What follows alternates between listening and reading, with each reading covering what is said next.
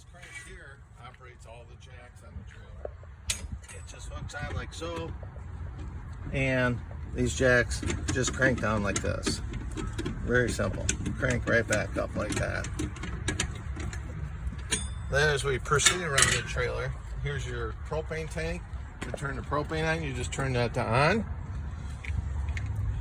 This is your battery disconnect, so we turn it back to on. That activates the battery. Sewer hose for dumping the system. Okay. That locks the cover on for transport. So this cap comes off. That sewer hose I showed you just hooks onto the two tabs there. When you go to dump the gray tank, that's the gray handle. You go to dump the black tank, that's the black handle. You must use a toilet chemical with the toilet and the biodegradable toilet paper that's in the unit. Again, all four corners have stabilizer jacks that crank down. Now, right here, if you're at a fancy campsite, we got a water hookup where you screw your hose directly to it from the spigot. If you do not have that kind of setup, here's where you fill your onboard water tank and you put your hose in there until it comes back out at the vent hole here. Then the tank is full. You close that. You do have to turn the pump on if you're using onboard water. Do not turn the pump on if you're using the city water connection. This is if you're bringing cable TV in from a nice campgrounds. This is just your antenna for the stereo system. So as we proceed down, if you're at a campground, so you're not running off battery, this is the power cord that comes with the rental unit. This plugs in by just hooking in right there. Like so, and twisting. It is a 30 amp end, and you need 30 amp service at your campsite if you're going to use an air conditioning. And unplugs for transport, closes like so. Here's your outside shower. The red's hot, blue's cold. Spray nozzle pulls out of the compartment there. On this part, this is exhaust for the furnace. Nothing you're going to do there.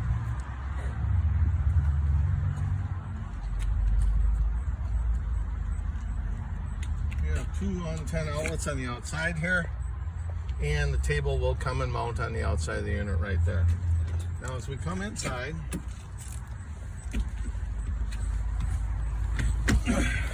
let's start with the refrigerator. You have three fuel selectors, okay? Battery, which draws your battery down very quickly. If you're plugged in, again, with that 30 amp cord, you put on a little plug end that's gonna run off the power that you're plugged into. This is for gas. If you're gonna run off gas, turn that to the little flame there. Then you turn this to high, you push in, and then there's a spark button here. You push, and then that little stick moves into the green area, showing that it's ready to let go of this button, and it's operating on gas. Now, on this stove burner, so you just turn it to, again, the lightning position here. You do need to light these with a match. There is no spark button here. Okay? Do not put the cover down and operate with the cover in the down position. Okay? Now while we're standing right here, this is your screen door that pulls back and forth. Okay? And on these, this is your blind, this is your screen. On the windows, you have four levers. The black one just looks like this. The red ones, you must push the center in and turn those like so to open. Once it's opened, you tighten these knobs to secure it, and then you would pull your blind down like so. There is a light here, so if you're cooking at night, it turns the light on. There's two clicks, one for dimmer, one for brighter.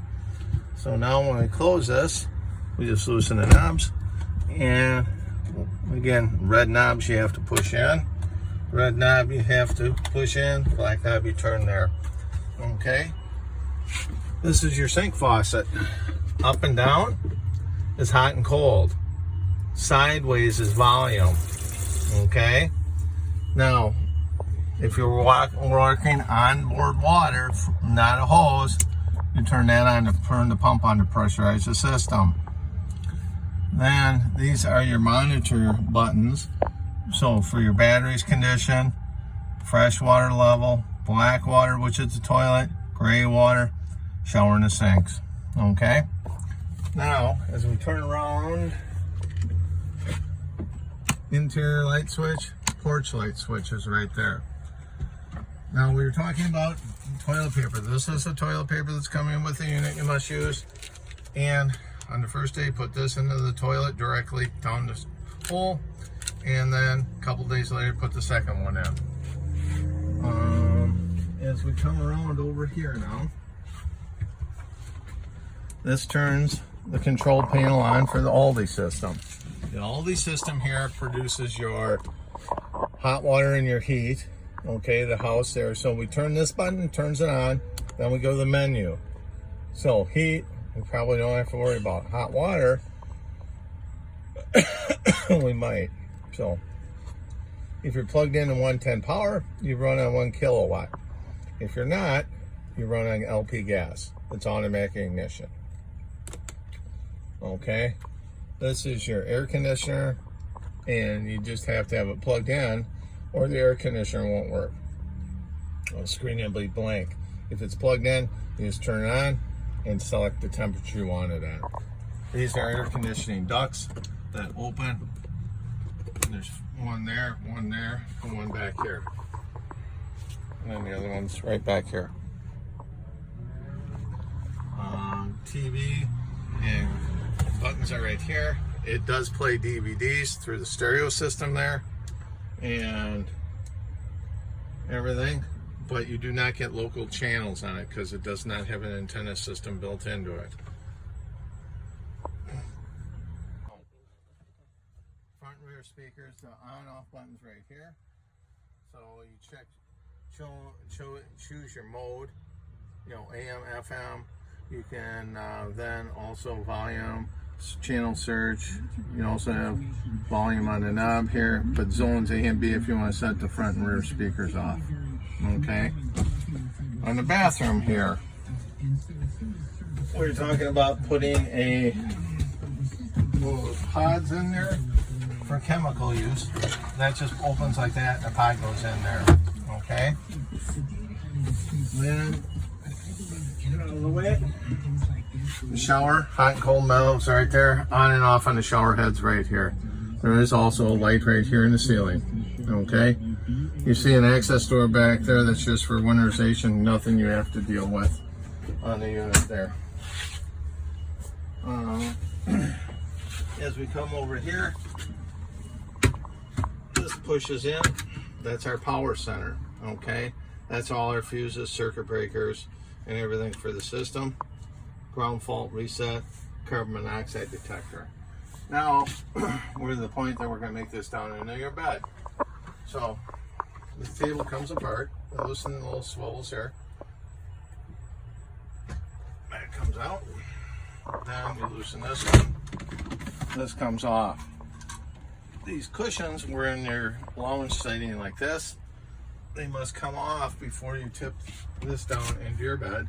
So this moves forward, one click, drops all the way back down. That makes your back part of your bed. You also see you have USB charging ports in the back and a 110 outlet there. There's also a reading light here with an on and off toggle right here. Okay, so we're going to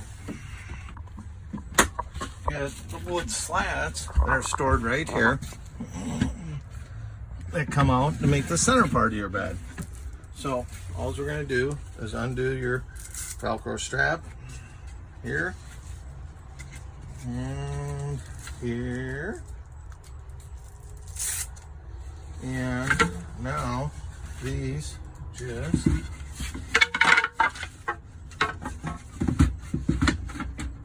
in there, okay, in there. You just make your way down.